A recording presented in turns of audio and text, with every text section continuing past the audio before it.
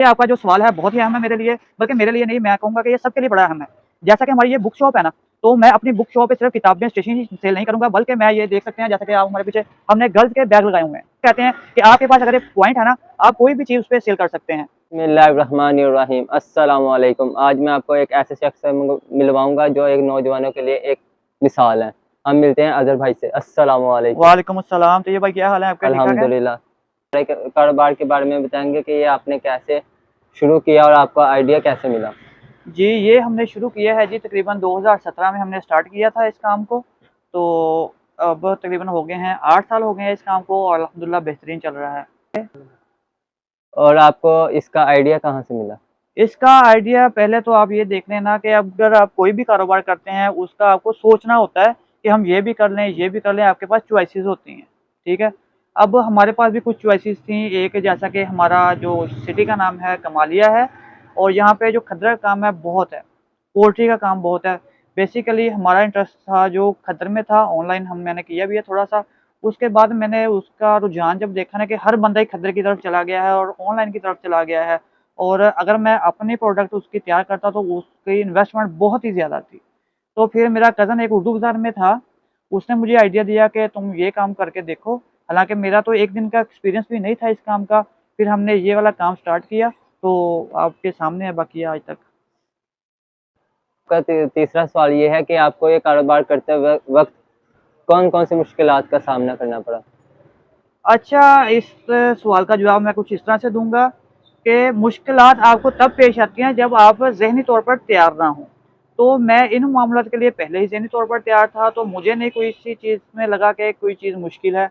मैंने सबको हँसते-मुस्कुराते फ़ेस किया, तो मुझे कोई इतना इसमें डिफ़िकल्टी फ़ील नहीं हुई है।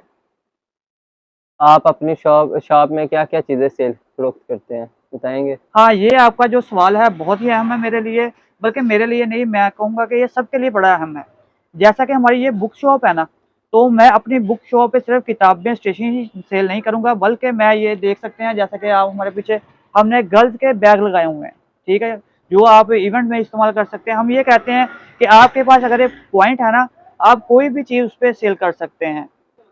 आप अपने कस्टमर को अट्रैक्टिव करने के लिए क्या-क्या चीज़ें इस्तेमाल करते हैं? मतलब कोई स्कीम वगैरह लॉन्च करते हैं? अच्छा, तो इस सवाल का जवाब मैं कुछ इस तरह से दूँगा कि अट्रैक्ट करने के लिए आपको कुछ ऐसी प्रोडक्ट्स आपके पास लानी होती हैं, जो आम मार्केट में ना हो या आपके सिटी में अवेलेबल ना हो और लोगों के लिए नई हो। तो जैसा कि जब हमने बुक शॉप ये स्टार्ट की थी, तो हमने एक ऐसा रजिस्टर लेके आए थे, जो हमें तो कॉस्टली पड़ रहा था, पर हमने कस्टमर को उसी रेट पे सेल कर दिया, जिससे हमारी जो कस्टमर ऑडियंस थी, वो ज़्यादा हो गई।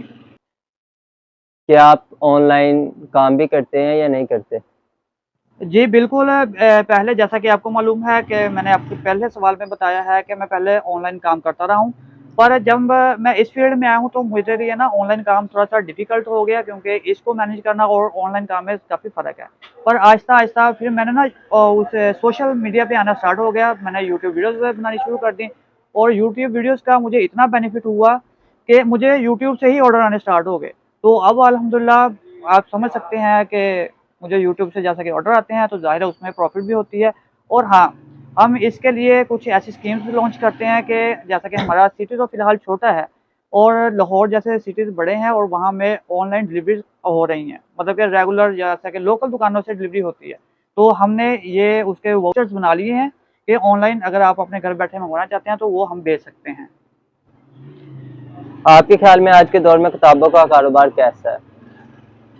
किताबों के कारोबार की बात की जाए तो मेरे हिसाब से तो बहुत ही बेहतर है और नो प्रॉफ़िट नो लॉस वाली गेम है, बल्कि प्रॉफ़िट ही प्रॉफ़िट है। इसमें आप किसी चीज़ को ख़त्म नहीं कर सकते। तो हर चीज़ चलने वाली है, तो ये एक बेहतरीन प्रॉफ़िटेबल बिज़नेस है। इस कारोबार से आपको ज़ाती तौर पे क्या फ़ायदा हासिल होगा? हुँ। अगर मैं ज़ाती तौर पर बात करूँ तो इस कारोबार से एक तो मुझे पहचान मिली जो सबसे अहम है, और दूसरी साइड पे अगर देखा जाए तो ज़ाहिर है प्रॉफ़िट भी होता है, अगर आपका कारोबार चलता है और अल्हम्दुलिल्लाह कारोबार चलने वाला है।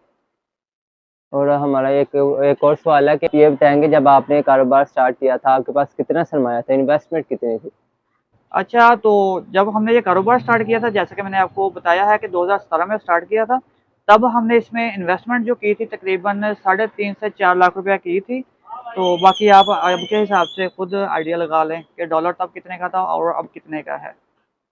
हमारा अज़हर भाई से आखिरी और लास्ट क्वेश्चन यही है कि आप इन नौजवानों को क्या मशवरा देना चाहेंगे जो अपना कारोबार शुरू करना चाहते हैं? जी, ये आपका बड़ा अहम सवाल है कि ज़ाहिर है मैं भी एक नौजवान हूँ और हमारे नौजवान इस वीडियो को देखेंगे भी। तो उनसे मेरा यही मशवरा है कि अगर आप कोई भी कारोबार करते हैं उसको छोटे से स्टार्ट करें। कारोबार कोई भी छोटा या बड़ा नहीं होता, कारोबार कारोबार ही होता है। तो उसमें ये है कि आपको सब्र करना पड़ेगा और अपने जो ऑडियंस है या अपने कस्टमर से आपका बिहेव बहुत अच्छा होना चाहिए, तो बाकी सब कुछ खुद ब खुद हो जाता है। आपको किसी चीज़ की फ़िक्र नहीं करनी चाहिए, आपको एक सब्र रखना है और दूसरा आपने करना है ये अपने खलूस और नीयत को साफ रखते हुए कारोबार करना है। अज़हर भाई का बहुत बहुत शुक्रिया अदा करेंगे जिन्होंने अपनी लाइफ की छोटी सी जर्नी के बारे में बताया।